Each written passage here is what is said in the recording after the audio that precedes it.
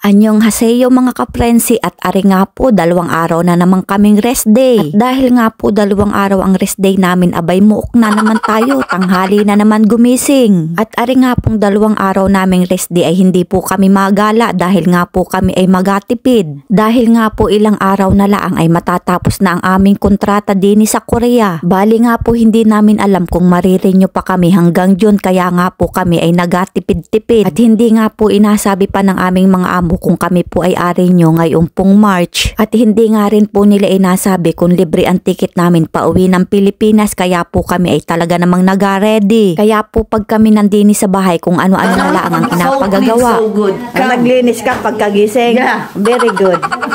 Are, nagkakape.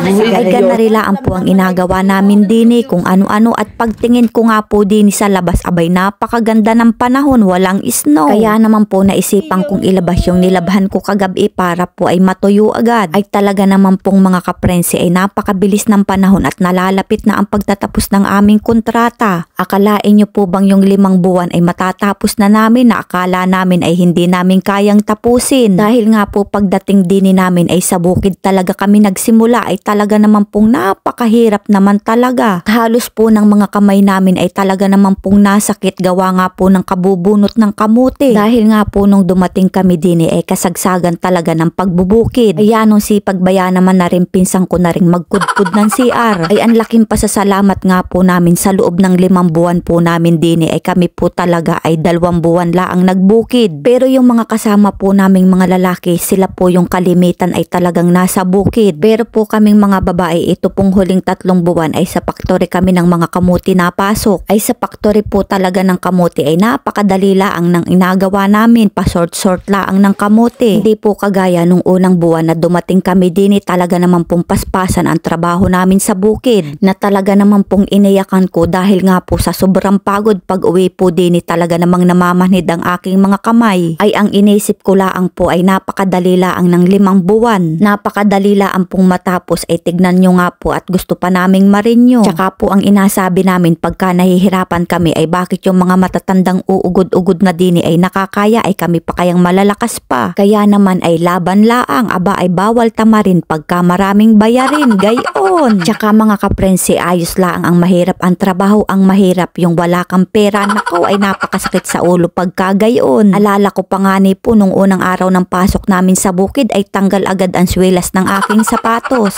Abay pagdating ng tanghali po ay nasira na ang aking sapatos kaya po ako'y nagtapak na laang sa bukid. Ay talaga naman pong yung pangyayaring yun ay ako'y mangiyak-ngiyak at talaga namang gusto ko nang sumuko at umuwi na laang ng Pilipinas. At ang sabi ko nga ay ako'y mauwi na laang at ako'y mag-vlog na laang. Ay nako ay makamaigi pa ay pero ay talaga namang hindi ko rin sinukuan. Ay gayon naman po talaga sa umpisa na mahirap pagkakatagalan na ay di nagiging gamay na. Makamasarap po ba yung may trabaho ka na ay nag-vlog ka pa ay ang kaso hindi pa rin nayaman ay nako po ho. Ay sa pagbablog po talaga ay swertihan talaga, merong nayaman, merong ayos laang naman ang income parang ako. Ay yung inasahod ko laang po dini ay pambayad laang namin ng kuryente sa Pilipinas ay pero sabi nga po ay maigi din ari sa wala. Ay sa susunod ko nga pong video ay asabihin ko sa inyo kung kami marirenew hanggang June o kami mauwi na ngayong March sa Pilipinas. Ay adalwa po kami ng pinsang kong nakain at kami po baya naman ay mga tanghali na gumising, yung mga kasama po namin ay nauna nang kumain. Mga ka-frenzy hanggang sa susunod na video, thank you for watching!